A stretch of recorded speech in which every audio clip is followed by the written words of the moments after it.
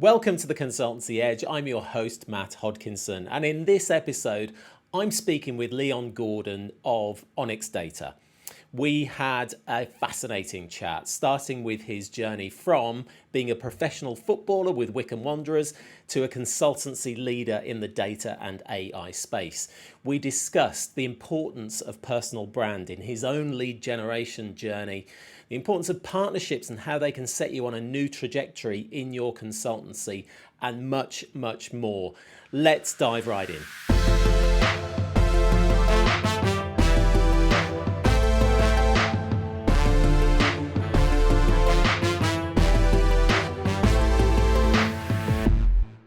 Excellent. Leon Gordon, welcome to the Consultancy Edge. Absolute pleasure to be here with you, Matt. Really looking forward to sitting down and speaking with you.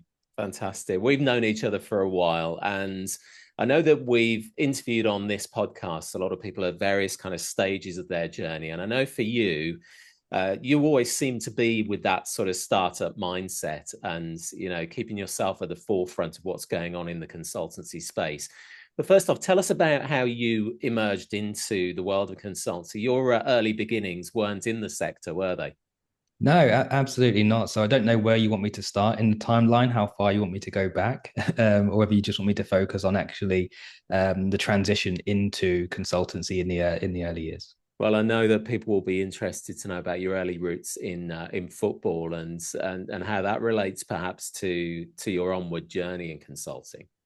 Absolutely. I tried to consolidate it a little bit then. So as you mentioned, I haven't had the traditional route into consultancy. So when I actually left in our day, what was known as secondary school, I went straight into a football scholarship, which for most teenagers at the time was their dream. And for me, it was as well. But what it meant is I didn't go into the traditional higher education route, then onto university, etc. I went and applied my trade as a footballer, where I was fairly successful at Wycombe Wanderers, becoming a professional there. But obviously, me sat in front of you today means it didn't quite work out. So after my time there, I went around and did a bit of semi-professional, non-league football, but obviously pursued different career paths as well at that time. I've always been technical. I always kind of hark back to the days when I was building computers in my family home out of spare parts, etc. And actually, I fortuitously found myself in the data space, really starting out a temporary gig in 2013, which was really at the bottom of the ladder, data entry on about £8 an hour, I believe. And it was really a 3-month temporary gig to help out as part of a wider migration. Me being me, I ran a time and motion study on myself in terms of how long it was taking me to input the data and how long I envisaged it was going to take for me to complete the project. I then gave it to some of the managers in the project, and they may have seen something in me at that time that then suggested that they would like to keep me on longer, working with the reporting team and the technical team at the organization. I've always upskilled. I've always been a big proponent in spending time becoming, I wouldn't call it an expert, but trying to get as much knowledge and as much experience as you can in anything you apply your trade to be mentioned with the best of the best, or to at least try to reach that level. And that's what I did throughout my data career. So I slowly climbed the ladders of going into being a SQL reporting developer, data engineer, looking at data warehousing, modeling, and then before moving into the world that we're in today in terms of data and AI and starting my consultancy, Onyx Data. Fantastic. It seems to me that you've always kept your finger on the pulse of the direction that business in general is taking, the world of business at the very least, and you've been armed to cope with the changes that are coming at us so fast at the moment. I'd like to touch on that, actually. I mean, what are some of your strategies for keeping that finger on the pulse, for knowing the direction? Because as I say, I mean, the AI especially, you seem to be one of the early adopters, seem to be very much in the know, and we've spoken about this a little bit, but what prepared you for that, do you think?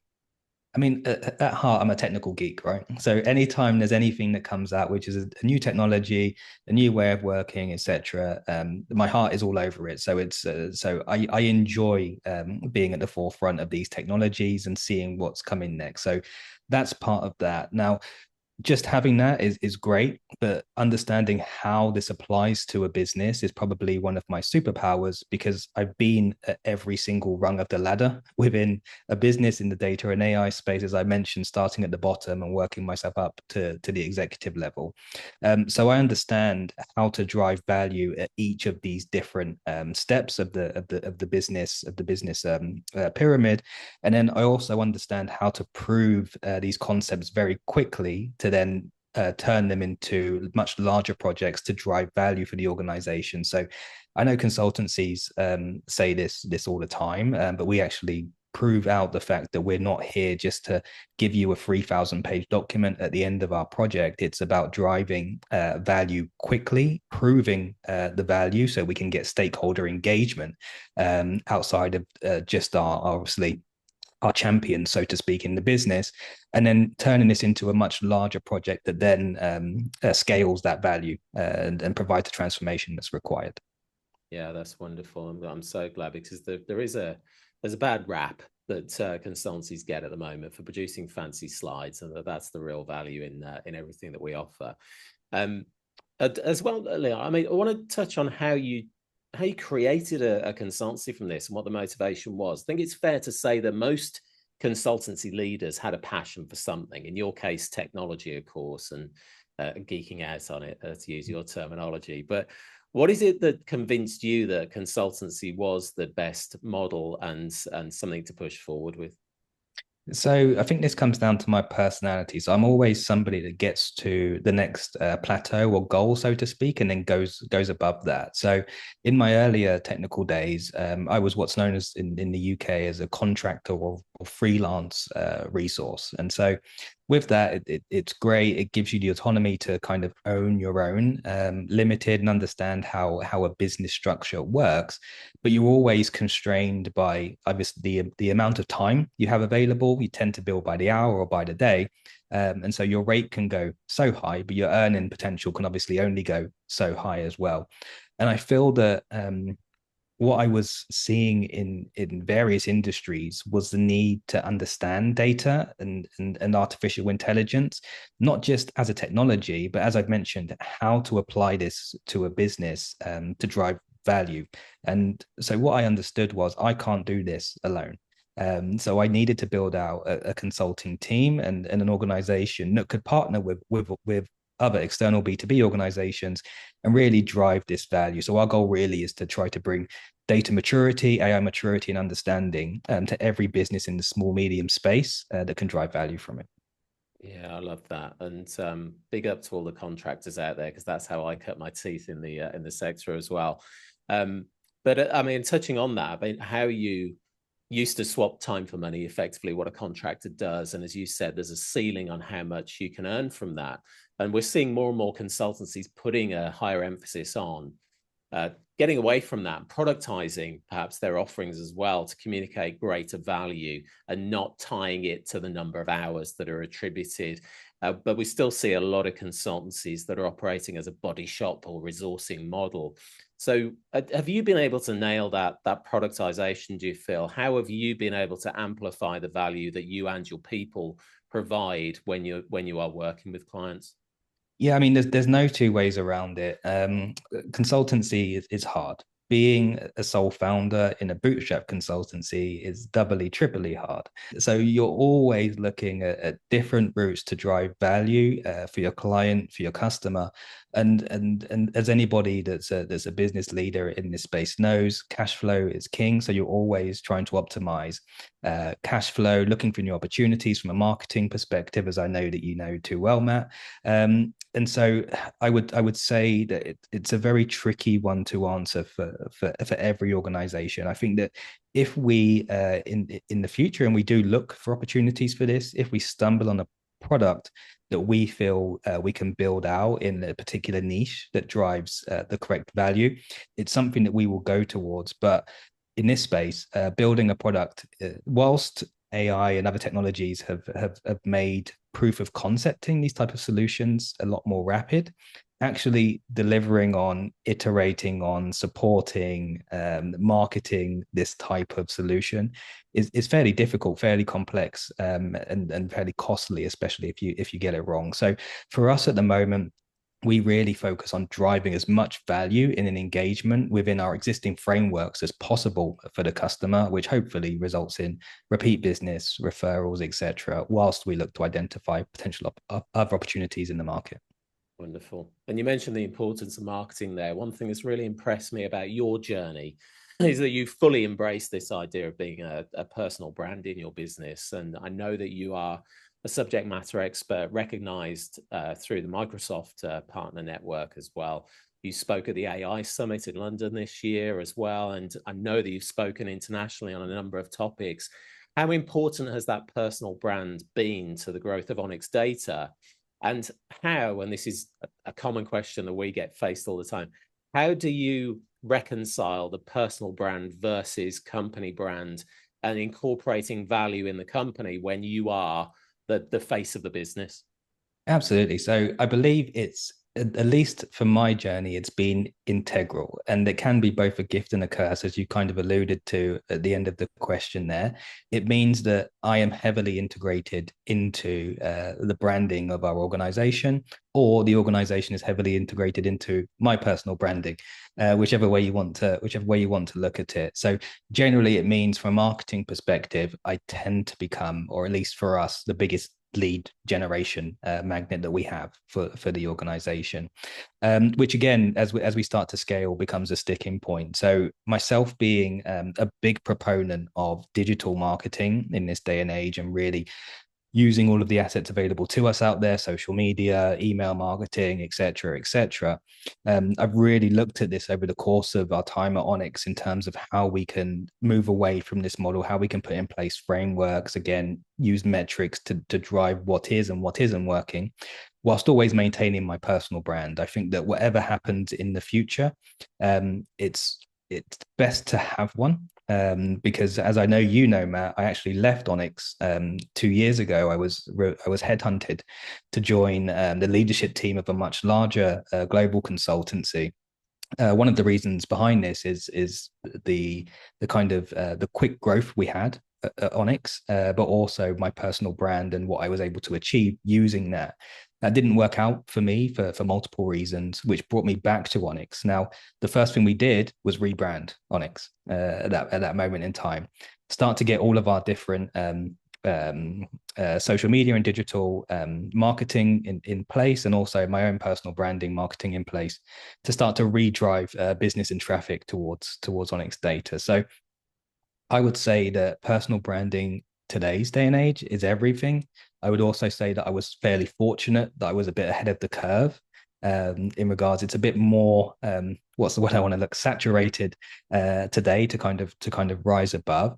And I'm also someone that's very introverted. People find this really hard to believe, but I don't actually enjoy being the center of attention or always on the face of screens or images, etc. But understanding that to achieve my goals, it's a really key component of that, has made over time me come out of my shell. Amazing. And I guess I'm trying to look for that edge, as is the topic here on the Consultancy Edge. For anybody that's looking to grow their personal brand, not everybody can be a Microsoft MVP. Not everybody can be awarded thought leader by the Forbes Tech Council.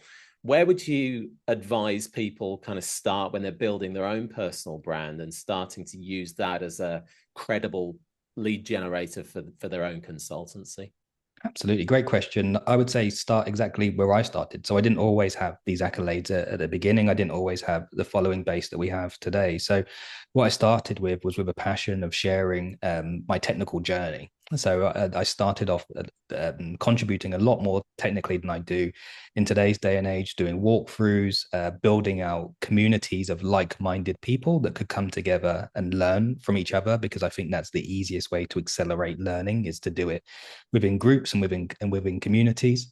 And then just start sharing. As time goes by, you'll start to become more interested in terms of what other people are doing, people that have X amount of followers more than you, and people that have XXXXX amount more followers than you. And what will start to happen is you'll build out something or a strategy that works for you. And I'm really, really big on strategy, strategic planning, metrics in place, knowing when to pivot, what's not working, and really trying things out. And just don't be afraid, is the best way to look at it. It's easier said than done. Absolutely, I fully agree with that, because I was the same. But again, I always say it's about being comfortable, being uncomfortable, and that's where you'll find growth. Incredible. Just reflecting back on your consultancy journey, then, Leon, what I found talking with consultancy leaders who've been there, achieved as much as you have, typically they didn't do it alone. There was somebody in the wings, whether that's a partner in life and in business, or whether it's a mentor. Was there somebody that's influenced your decisions and your decision making and everything in the business that has set you on a new trajectory? Yeah, many. I can't pinpoint one, so I'm either unfortunate or fortunate. So I do a lot of mentoring, although I haven't really had a single mentor, and I tend to find mentors myself. So whether it's looking at other organizations, and I'll call it reverse engineering, but what I mean by that is really deciphering and unpicking how they unlock their growth, how they do certain elements, and how we can try to translate a lot of that into what we do at Onyx. And when you tend to do this across multiple different organizations, multiple different verticals, or departments, for example, marketing, finance, HR, etc., you start to paint a picture of routes to go. I won't say it's areas that are going to work, but routes to go and fail fast and understand, see whether you can prove it out or not, and then move on from there. So I read heavily. I always have a stack of books next to the bed, whether they're business focused, self-development focused, for example.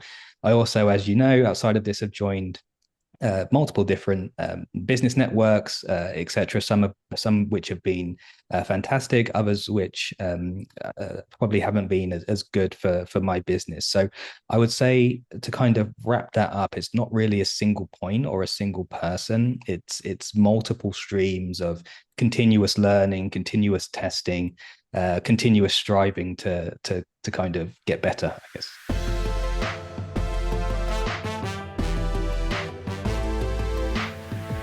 Reflecting on that early journey, was there a point at which you got your first big win, something that you can cite as being that point at which you felt, right, this is absolutely the right thing for me, I've made the right career choice, building this consultancy was absolutely the thing to do? What was your first real sort of marker, your big win?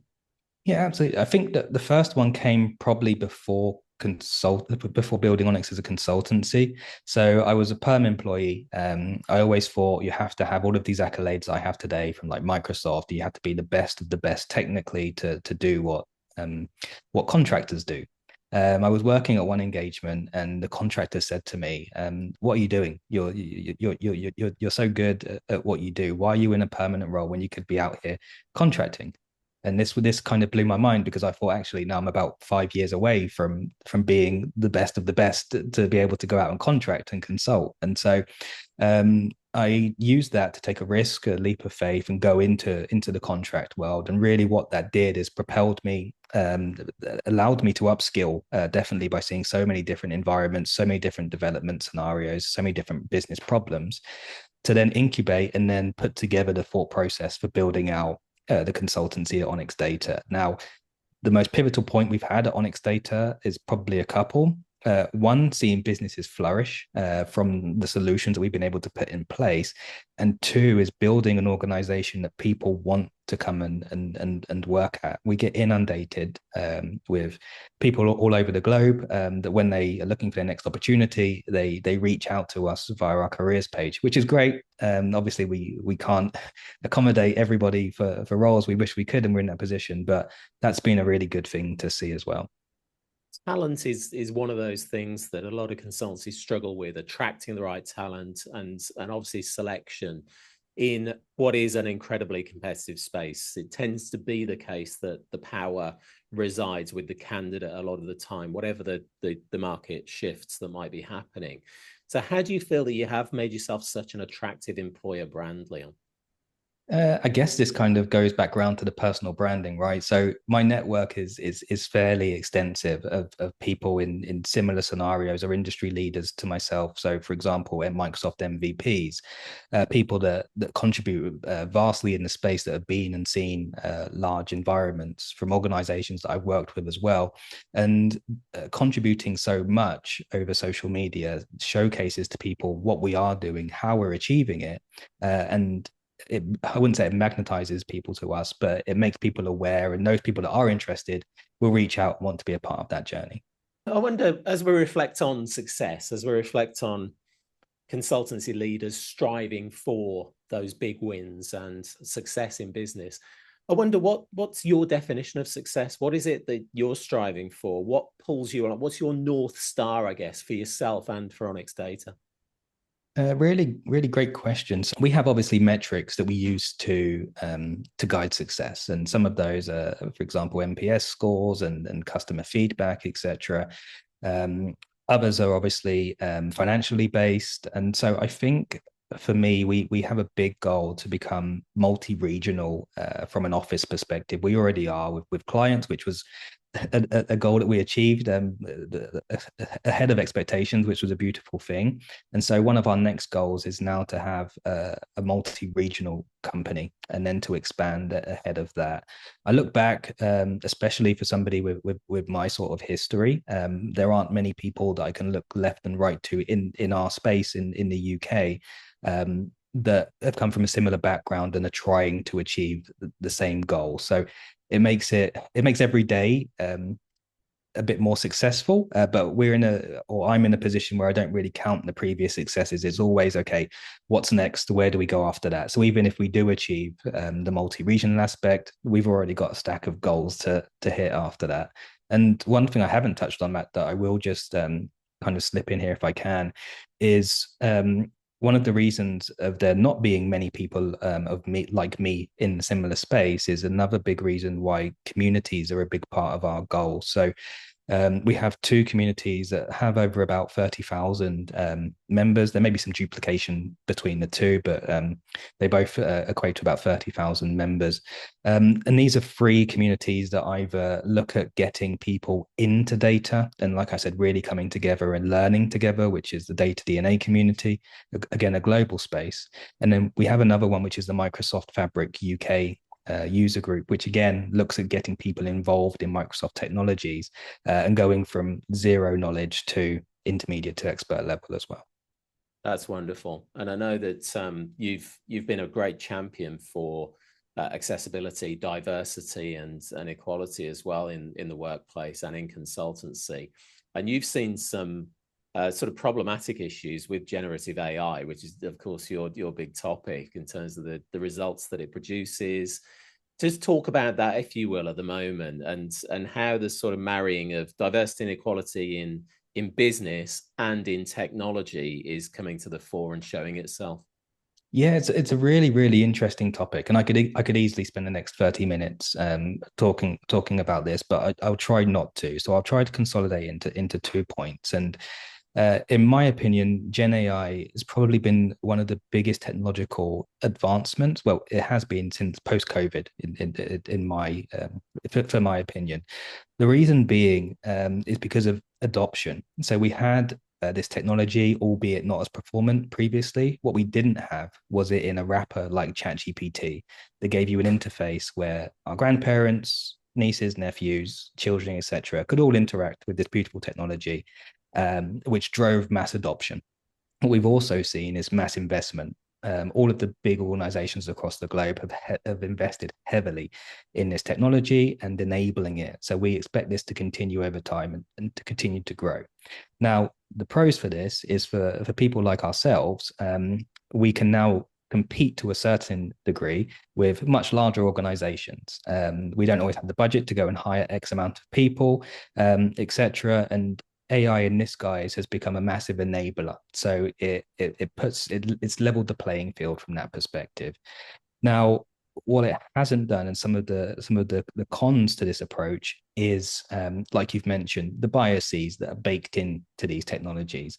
Not even just baked in, but they're also baked into people that use these technologies, whether consciously or unconsciously.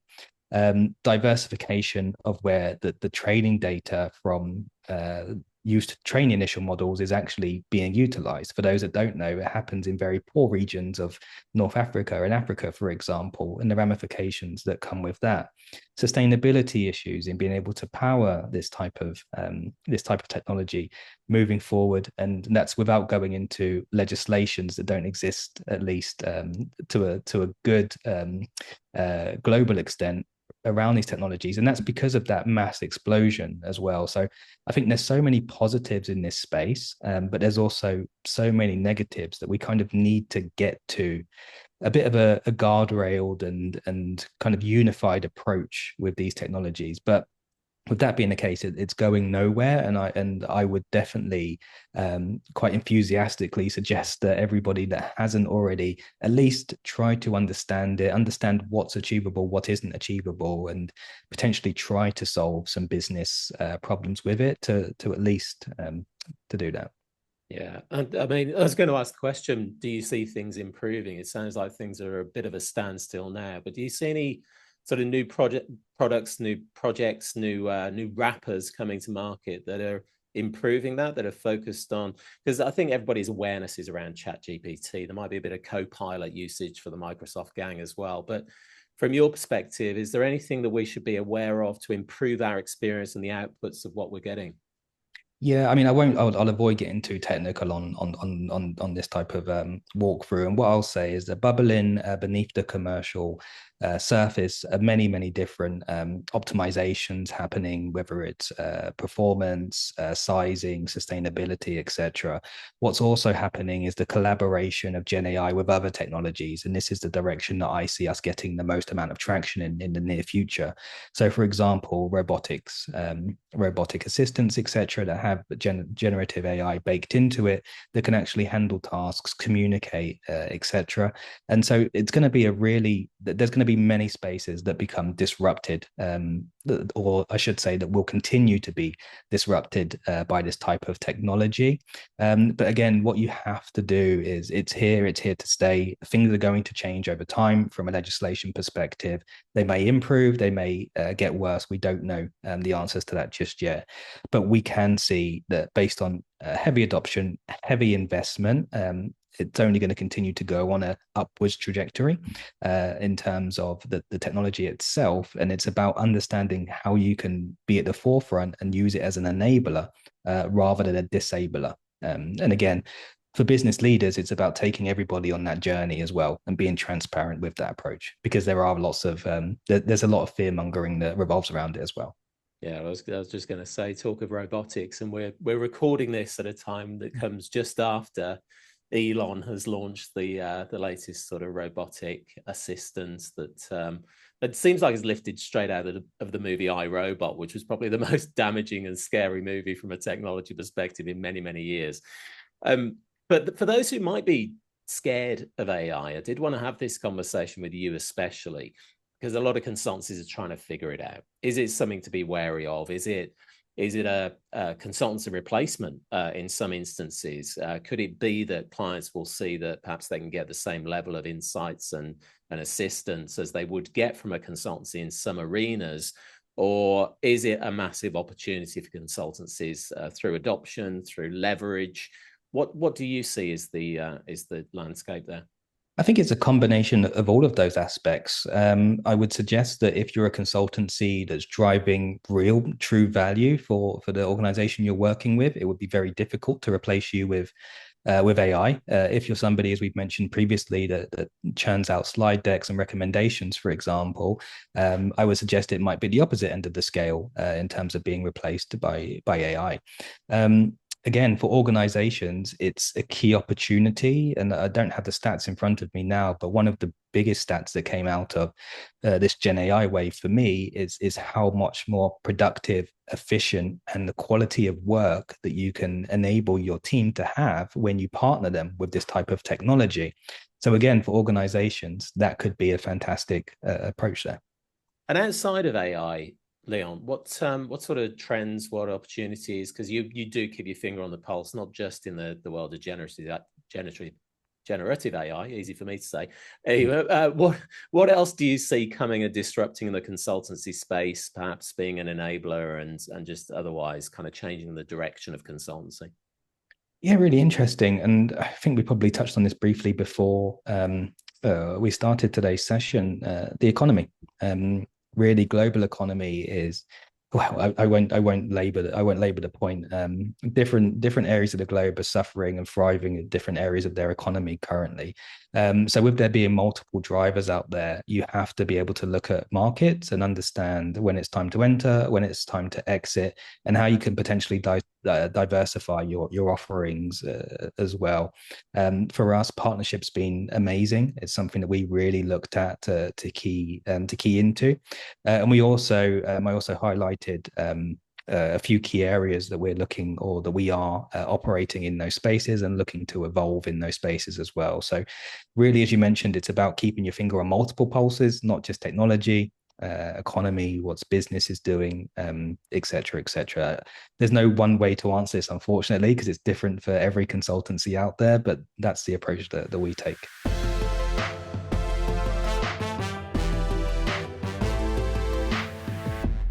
I'd like to touch on the work that you've done to a greater degree as well, Leon. I mean, every consultancy is in the business of transformation. Can you give us any stories of transformation that you've affected for your clients that you think have really kind of really cemented the idea with you that you're onto something with the strategies and with the advice that you're giving? Yeah, absolutely. So we were really, I'm going to say fortunate because I tried to be as humble as possible in this journey. So Microsoft actually picked up one of our projects for one of our clients in Dubai, and they used this as a customer success story for their biggest conference of the year, which is Microsoft Build, and they've also used it for more product specific conferences like FabCon Las Vegas and FabCon Europe as well, and potentially some more conferences down the line as well. So for us, after only launching or relaunching Onyx 3 months before we actually started this project and 6 months before we completed it, it was really amazing to see Microsoft pick this up. We had to go and record some key testimonials, etc., and to see that kind of put together and shown on the big screen for Microsoft's latest data analytics and AI product as one of their biggest customer success stories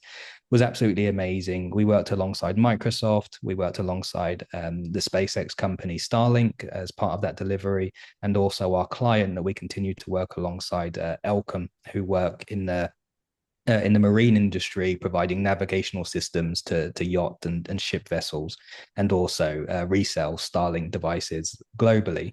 So that's really been a massive success story for us. It's made us into a Microsoft Fabric featured partner, which again, for those out there that don't know that, Microsoft have a partnership program, and within that, with their latest products and offerings, they also have subsidiary programs, and that put us in one of 44 at the time, alongside big players like Capgemini, PwC, et cetera, et cetera. And then we have little old Onyx Data in there, being able to deliver and showcase our skill that we delivered remotely across the other side of the globe. So that was really amazing. It does seem like you're perhaps punching above your weight with some of the clients and the pools in which you're swimming in business, Leon. And I think speaking to a lot of consultancy leaders, of course, the advice that we get is if what you do is fun, then every day doesn't seem like work. And yet I still speak to a lot of people in the consultancy space who feel like they've created a job for themselves, a bit of a monster in some instances. What advice have you got? Because it sounds very much like you are absolutely having fun at the same time as making revenue and making profits. So what's your advice for anybody that's looking to achieve that fine balance of fun and reward? Build the company that you want to work in. It's been a learning for me, absolutely. Matt, I'm sure you know this as well. I'm very much a workaholic. So I will be right in there in a technical dev if needed. I'll be right in there in every single area of the business, which as a sole founder, you can't avoid to a certain extent. But also as you can tell, takes its toll, without a doubt. So one of the key areas for me is to revisit, and this was very difficult for me to do as somebody that's always on to the next goal or the next milestone, is really understand why you're building the organization. What is it about the company that you want to work in, and strive to deliver that realistically.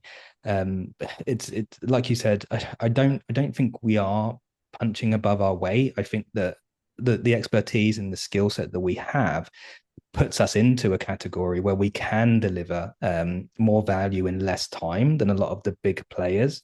And I think that what's happened is that organizations, or at least the ones that we have worked with, have understood this. So it's put us into that category, but really we're delivering.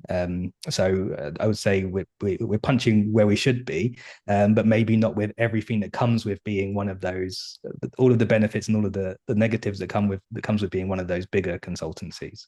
Yeah, absolutely. And when you do reflect on the fact that you are a technologist, that you do geek out on this stuff, one of the other challenges I see consultancy leaders having is putting the blinkers on to that shiny thing, that next thing that may distract them, maybe an opportunity. You don't know until you really explore it.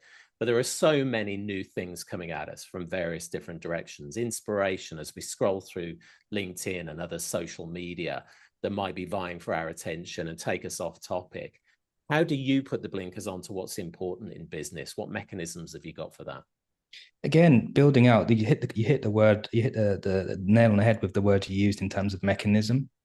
So like you said, we can be inundated, and I tend to use RSS feeds. It's probably been one of my pro tips over the last X amount of years, to really consolidate information from all different areas, whether it's data, AI, consultancy, etc., into a single feed of information that I can then digest and curate when I want to. I'll also message myself using insert any popular messaging name here. So I have a list of elements that I can go back and check when I want to. And as I mentioned earlier, we kind of apply the same way that we work with our clients to the way that we work internally. So what's the problem I'm trying to solve? Okay, how can I measure if that problem is solved? What's the solution? How can we tell if it's going to work? Okay, now let's go and take a look out there. Let's see what's available. Let's prove it using those metrics. If it doesn't work, it doesn't meet the criteria. Okay, that's not going to work. Okay, on to the next one. The other element I do is I actually allow R&D time for our team as well. So dedicated time on a weekly basis, where they can go and look at new shiny tools, proof of concepts, take some time to understand what's happening in the market, which keeps us one step ahead from that perspective as well. It may be something we don't use for a year, for example, but having that at the back of their minds to then bring into conversations, we found to be very, very useful.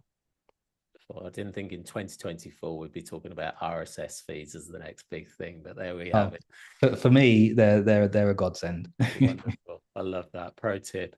Um, just again, reflecting on consulting, and again, all this information we've got coming at us, I think we tend to believe at a subconscious level, at least, a lot of the advice that we get, and as I say, it's coming at us from all directions right now and in increasing volumes. What do you think is the biggest myth in the consultancy space right now, Leon, that you'd like to perhaps debunk for anybody listening in? Oh, that's a good question.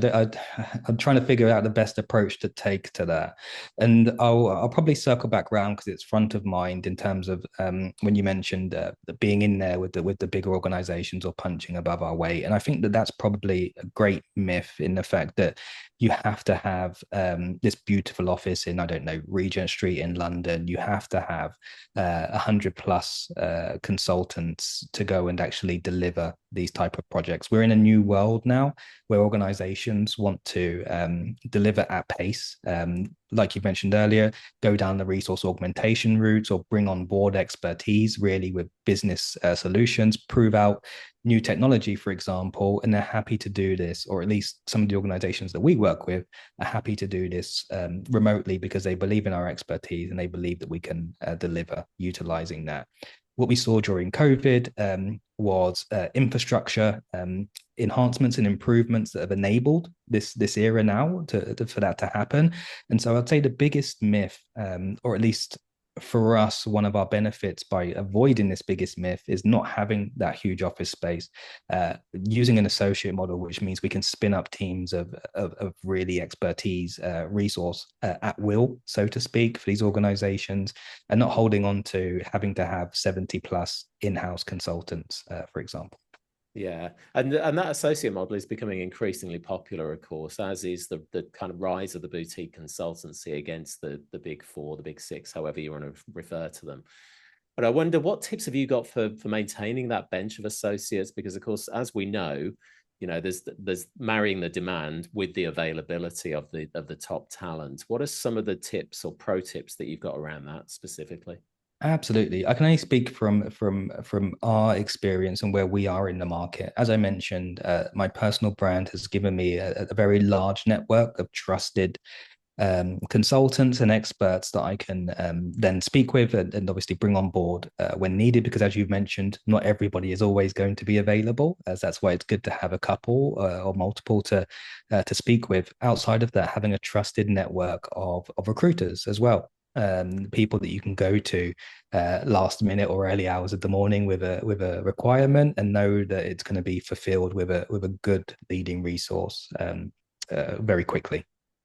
Yeah, wonderful. And just thinking back again to the early days of consultancy, Leon, if you were back in that role now, you're just getting started from scratch, and if there are, wannabe consultancy leaders out there at the moment, what's the one piece of advice that you wish you'd received back at the start line?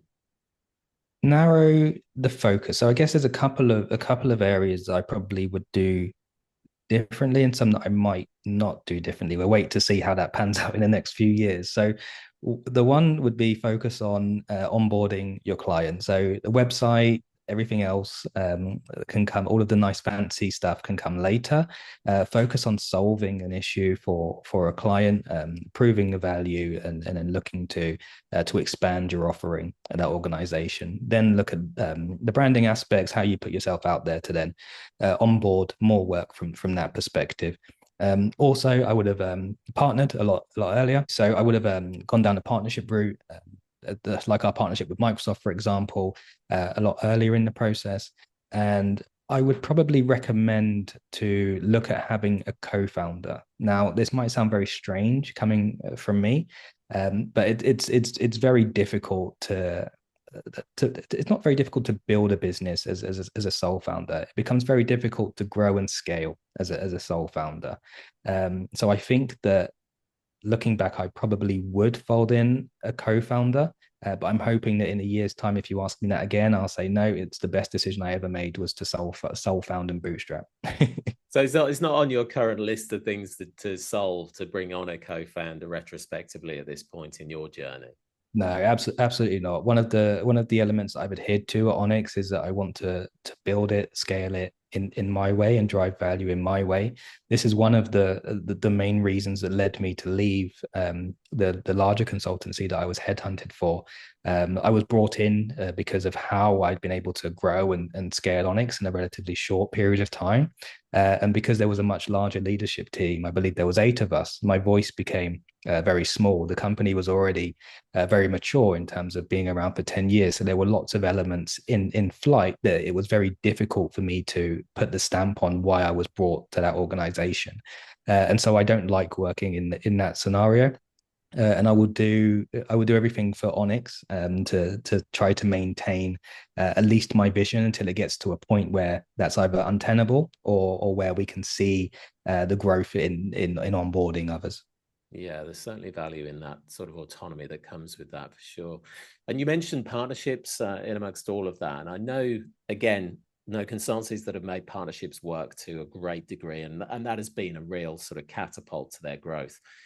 But I also see a lot of consultancy leaders who really struggle to make those partnerships stick. They can sometimes identify those potential strategic partners, those with potentially crossover, complementary skills that, if they were to buddy up, then on paper at least, their ability to bid for the right types of contracts and work would be enhanced. But it doesn't always work out for whatever reason. Do you have any tips around partnerships, making them work, and how you've done it for yourself and for Onyx? Yeah, absolutely. And we've had partnerships that haven't worked as well. So this isn't 100% success story. And I think that, as I've mentioned before, you have to identify a key partner and why you think it's going to work. And then you have to really have your metrics in place to understand if it's working, if it's not working, and know really when to pivot. And this is something that we've had to do. So we looked at other players that have grown significantly in this space. As you know, and I know that you know some organizations that have successfully grown in this space massively over the last few years. So we had to look to the industry to see what was causing this growth and how we could make that work for us. I won't go into too many of the details around it, but what that meant is that we had to bring on board a partner who was a specialist in dealing with the partner first and foremost, to really optimize our engagement and our offering. And it also meant we had to niche down in terms of how we work with specific partners as well. So, and that wasn't all born overnight. There was lots of trial and error and pivoting that's brought us to where we are today, and it's been a very successful part of our business. But many sleepless nights, many areas of thinking, is this going to work? Absolutely. Okay. Well, listen, I mean, that's fantastic advice, and I think we've picked up so many great tips. I want to take us now, Leon, into our regular feature, Snog, Marry, Avoid. And it's not the usual. Our Snog is a quick win.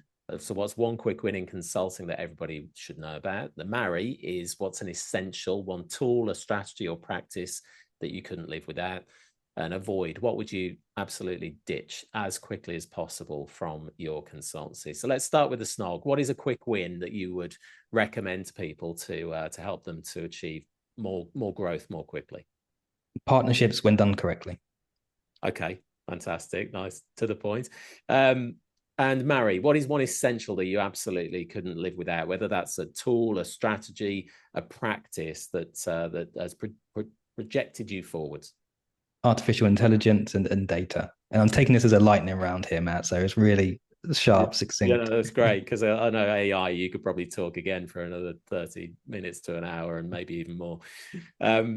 And what's the Avoid? What would you ditch from your consultancy as quickly as possible? And looking back, perhaps think that you should have ditched earlier.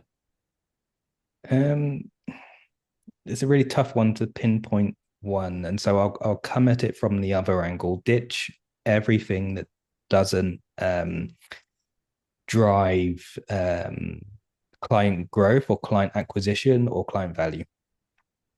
Okay, wonderful. Yeah, I love that client side viewpoint, and the Avoid is always the tricky one for our guests here on the Consultancy Edge.